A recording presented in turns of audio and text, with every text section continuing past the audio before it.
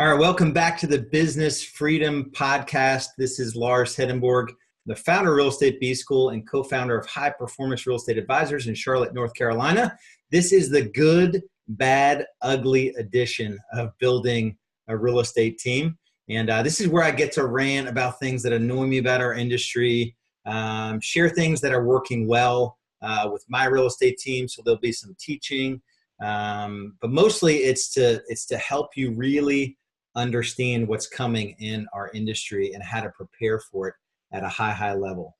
Today, I want to talk about, our industry is shifting and changing dramatically. And if you don't know what's going on with our industry, there's a lot of money pouring onto industry. Most players, the Zillow, Realtor.com, the lead aggregators, the Redfins, the different discounters and different models, they're all going after our commission checks. So it's technology, companies that claim to provide technology to sort of displace the real estate industry, real estate agent, or at least take a chunk of their commission.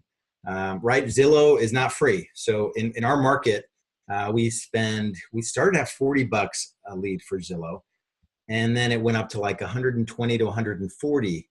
And we got out of that game as quickly as possible. We learned how to generate high quality buyer leads without having to pay for them, which I highly recommend you take a look at. And so in doing that, so let's take $100 per lead.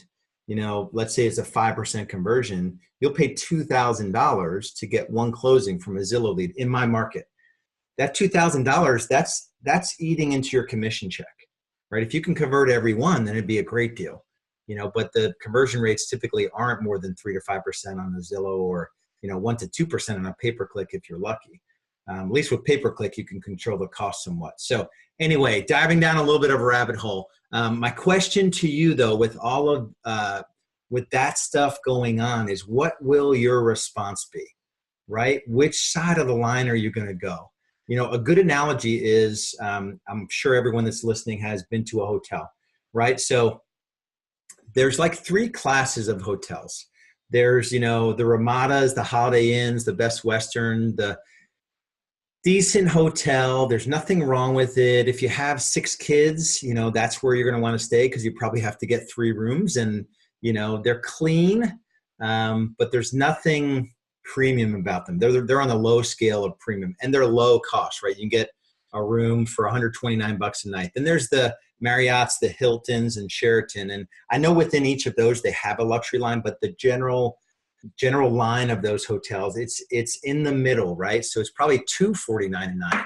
It's a little higher end, but it's not, it's not like the Ritz or a Four Seasons. And it doesn't really matter what decision you make. I feel like you need to make a decision now. The game is changing as I talk. And if you don't make a decision where you're going to play, you will get lost in all of it. On another podcast, I talked about, if you're not building a high performance real estate team, it's likely that you'll be working for one. The days of the top producing agent, that doesn't really have a differentiated service offering to buyers and sellers, that's going to be a tough business in the future. So what got you here won't get you there. So you've got to make a decision. I've got a quick story about that is probably you'll lose respect for me when you hear me talk through this, but I'll do it anyway. I used to shop for clothing at TJ Maxx. I mean, I would crush TJ Maxx, right? You can buy like 17 articles of clothing for like $142, and you're like, oh, this is the best thing ever. And then my wife bought me like a design consultation or something with like a clothing, I don't even know what you call it. It's like a person that helps you buy clothing. And she's like, Lars, she didn't say Lars. She said like, honey, you are kind of, you're a big deal in your real estate team. You're on stage now, which I never thought in a million years I'd be on stage, training up real estate team leaders. She said, it's time for you to sort of dress the part, TJ Maxx was okay. And so she bought me this, this clothing designer person or whatever, personal clothing person, and took me to Nordstrom. And so this lady had a relationship with the person at Nordstrom. I got there. They asked me if I wanted coffee. They had a dressing room with outfits already picked out to my size. They were explaining the material of the jeans, these $185 jeans. And I was like, these are the best jeans ever. Like, I have to own these jeans. Right. And it was an amazing experience. I bought a pair of shoes where something happened with the shoes. Like 6 months later, like one of the heels came up on the shoe, and I brought them back. I thought they were just going to fix them. They literally walked me over and got me a new pair of shoes and didn't even ask a question. Like, the service level that I received at Nordstrom was above and beyond anything I could have expected or hoped for. And so I've made the decision, my team has made the decision to be on the premium side of the equation when it comes to real estate services. I don't want to be the TJ Maxx. TJ Maxx is probably a profitable company. But it's not really somewhere that I don't want to live in that when it comes to the services I provide buyers and sellers. I'd rather work my butt off to build a business that, and I say work my butt off, I've got a business partner and I only work 1 to 2 days a week in my real estate business. So I'd rather my team work their butts off to build out an offering on the front stage and the backstage. So front stage is marketing and sales, backstage is operations and sort of the backstage part of it, the delivery of the services. I'd rather build something that is on the Ritz-Carlton Four Seasons side, and not be in that, sort of low end offering. There's one more story I must tell. I went to Carowinds recently with my family, and Carowinds is like, it's a decent, park, amusement park in Charlotte. And we went on this ride called the Vortex. And my daughter was super scared to go on this ride. And it was, trying to remember the story. So I was super excited. She was scared, and, I'm trying to help them through this. Every person there was just completely apathetic. Like, I could tell she was scared, and, the person checking the buckle seat didn't want to be there. She could have said, oh, sweetie, this is going to be great. You're going to love it. When we checked out of the ride, the people at the exit, there was no line. We asked if we can go back, and they're like, nope, you must get back in line. And they were just seemed pissed off to be there. Contrast that to a trip we did to Universal Studios, where that entire business revolves around making sure you get an amazing experience, right? And the tickets are 3 times the price of Carowinds. Carowinds has some of the best roller coasters in the country. So they have really great stuff, but their service sucks. And Universal Studios, I don't even think they have like nearly as good roller coasters. Everyone there, you could tell, is trained to provide an experience to the people that go there that is above and beyond anything they can get anywhere else. Same thing goes for Disney World. Same thing goes for Four Seasons. Same thing goes, so when I decided to kind of let go of the Lars group, and I merged with Thomas Elrod, local in my market, we formed High Performance Real Estate Advisors. So it was this decision that the brand would no longer rely on us, and it stood for something that was different from every agent in our industry. So I'm not telling you to let go of your name or your brand, or at some point you just need to make this decision of what you're going to stand for. And like I said, the industry is changing whether you like it or not.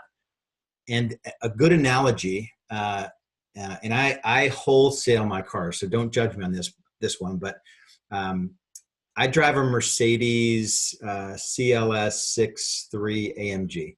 It's like a beast. It was 4 years old when I bought it. I bought it a third of what it cost new, so don't judge. I paid cash for it because I don't believe in buying new cars. I think it's the biggest waste of money that you could possibly do.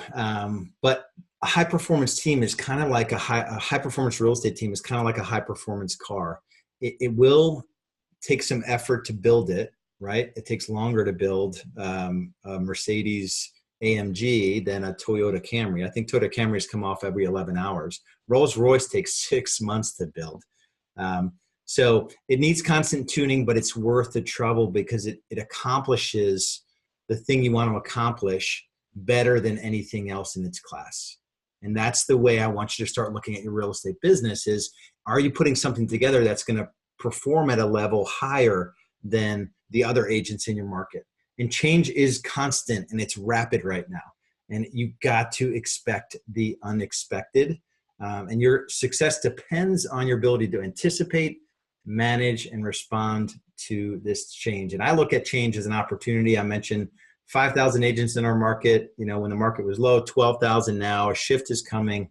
That kind of change is exciting to me. And you could ask yourself, you know, why not just keep doing things the way that I'm doing and kind of be that, you know, economy model, that agent, that top producing agent, right, who's 10 to 12 deals a year, maybe 15 to 20 as a top agent. That's marginal. The time to invest into building that kind of business, which is a top agent in our market, versus the money you get. Everything I talk about is time and money and the trade-offs. It's just not worth it, right? Not everyone is going to make this decision to go the high performance real estate team route. But do you want to be the agent that settled for going the economy route and the risk of being out of business in 3 to 5 years? Right? So I'm not saying this path is easy. I'm saying that there's a way better chance that you'll have a business worth owning if you make a commitment to go down this path. And the good thing about when you make a stand, you know, in your business to stand for something that is differentiated in some way from other agents in your market, it draws in clients, it draws in, you know, prospective team members, it motivates your existing team, and it kind of instills this energy, this vitality, you know, that is something that you could be proud of. And it doesn't have to be the same way, right? Your high performance real estate team does not have to be the same as my high performance real estate team. It's just making a decision now on what you're going to build, and if what you're going to build is going to be around in the future. And if you're making no decision, right? If you're just kind of doing business the way you're going to do it, that's a slippery slope, really a slippery slope. And so in terms of high performance real estate advisors and what we stand for, there is a big difference between, you know, general brokerage, just being an agent in a general brokerage, that is a tough path. 82% of licensees don't renew their second year. And, you know, traditional success in that model it's hardly anything worth being a part of, right? At 20, 25 deals, that's the holy grail of being a solo agent. Those are the top producers in my market center. And we're number one in the world for KW. They're working 7 days a week, you know, 12-hour days. They're working every vacation, right? If you build this thing the right way, it's a real business that doesn't depend on you. And that is my dream for all of you that have it in you to build something special, something worth owning. So that's about all I have to rant on for today. Just think about, you know, the industry, where it's going, and make a decision where you want to end up in the industry. That's what I ask for you. So much love and respect. We'll see you on the next episode.